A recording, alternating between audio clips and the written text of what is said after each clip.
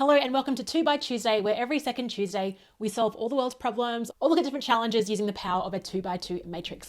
I'm your host, Leanne Hughes, and today on the show, I'm sharing something behind the scenes of what paid subscriptions I am stopping. I'm also continuing or starting.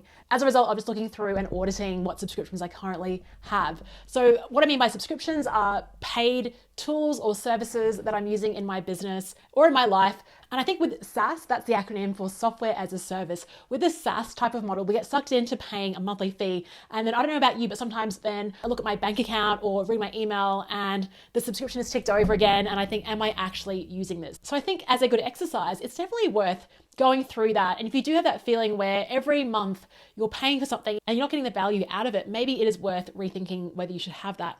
At the same time, I do get tempted into, I love the tools, I love the technology and things like that. So there are some tools that I'll share, but it won't be an exhaustive list. So how I'll break these paid subscriptions down, it will be across two categories. We'll start with the y-axis, and that is work and business related tools up the top, and down the bottom, life. So I think it's important. Some of these tools possibly can be used for both, but it's helpful to segment it that way. On the x-axis, on the left here, these are the tools that I'm going to stop or pause for a moment because I'm just not using them on a recurring level. And then on the right, these are tools that I will continue to use and I will probably talk about, spruik about, evangelize because I think they're wonderful.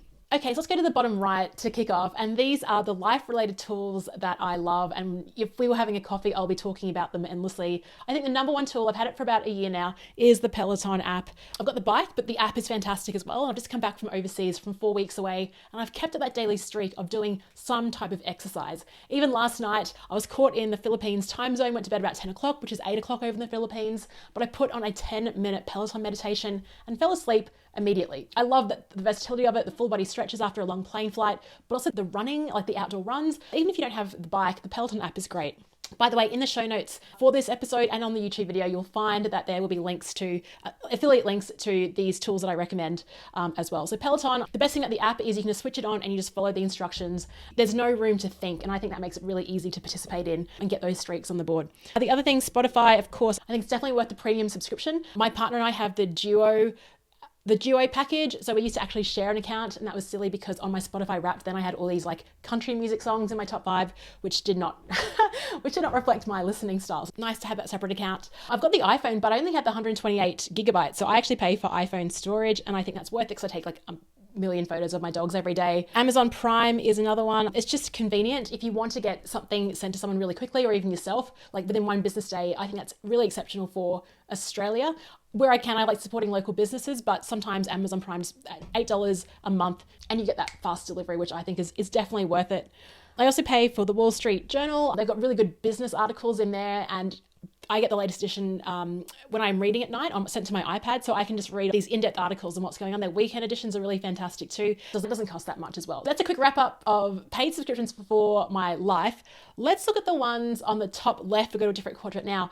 Business subscriptions that I paid for that I've decided to say goodbye to or pause for the moment. Now, as we're going into the holiday season, I've decided to pause my LinkedIn premium subscription. And I don't really use it that much. I reckon there's probably potential for me to improve how I use it, but all I was really getting from it was, oh, who's viewed my profile? And that wasn't really great. So what do I do then? Just like message them, and it kind of seemed a bit creepy. I'm keen to lay off a bit of the social media over the month break that we have here. So LinkedIn is going, it's being paused. Ecamm Live. So I did have a really strong goal in 2022 to get more into live streaming, and it just hasn't happened. So I've paused that subscription. It was over $200 a year. It was about to renew last month, and I'm like, yeah, this one, I'm not using it yet. I think there's an opportunity for me to actually use more live streaming platforms like that are built into the platform, like Facebook or Instagram. And I think that's probably a good battlefield for me to grow my skills, go live there, as opposed to just going live across all these channels and using professional streaming software. Like, it's still a goal of mine to get into this. Love the idea of it. It's just not happening yet. Text expander, I just haven't got into the rhythm of using cuts yet and things like that. What it does is you can have like cuts for text and then it will expand it. I just haven't got used to the stage of using those shortcuts. I'm still getting used to all the shortcuts for my Mac and all the different programs. I've got a Stream Deck as well. So the Elgato Stream Deck, you can press buttons on that, and that also acts as a bit of a text expander as well. I have shortcuts for opening up my calendar. I can just click a button and it will do that. That, again, was only $2 or $4 a month, but I just don't need it. So I've said goodbye to it.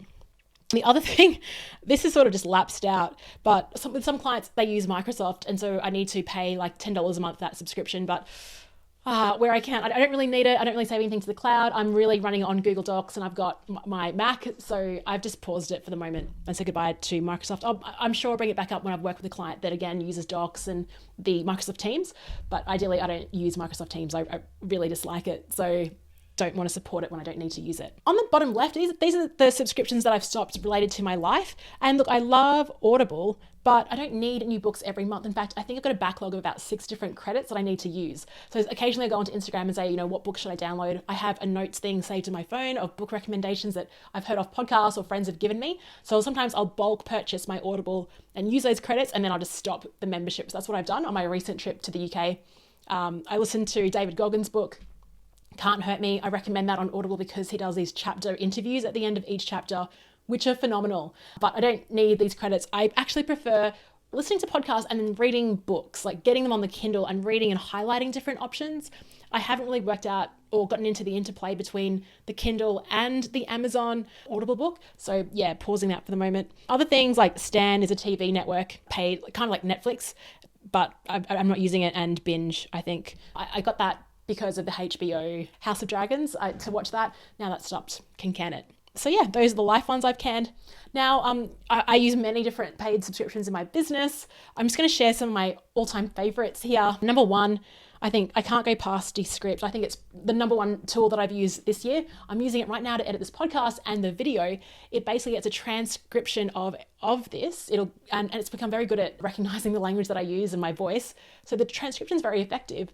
And then to edit it back, all I do is edit the text, and that really cuts the video down. So I can do these videos in one take, which is just a game changer. And the editing process is so much faster. You can delete things like filler words as well. So if you're doing any type of content, recording video or audio, 100%, it's a no-brainer to get the Descript Pro subscription. Again, I'm a raving fan. I'm surprised I'm not wearing a Descript shirt in this video. There's things I use. I mean, of course, we've got things like Zoom, which I think are pretty boring. Calendly, we all know about. Hello Audio. I'm on the Powerhouse account. I have up to 1,000 private podcasts that I can create. So I use this all the time. I did a program about creating private podcasts for clients. So I use it in many different ways. One is to create reminders for myself, my own private podcasts that I've listened to. I also, when I have coaching sessions with clients, I'll record those and send them to the client. When I do workshops with clients and they want recordings as well, I'll send them the video, but they also can listen on a private podcast. I think private podcasting is incredible. I think it's extremely underutilized right now.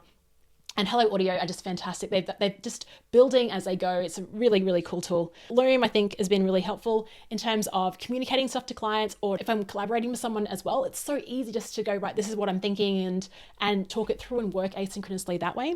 I also have a paid account for Notion, which I'm using as just a way to restore and move things away from the crazy amount of documents and things I've got saved in the Google Suite. So I pay for Google Workspace, which includes Google Calendar, or Google Docs, and the storage and everything else. But something about Notion in terms of the way that I can search, the way documents can be linked together, the way it can be shared publicly. I've popped a lot of course information and created a resources page using Notion. So there's so much power in it, and I don't think I'm exploiting it enough yet, but having that paid account allows me to just start getting in there and digging in. So I'm going to continue that. There's other tools, again, some are really boring, like Xero, which is like bookkeeping software.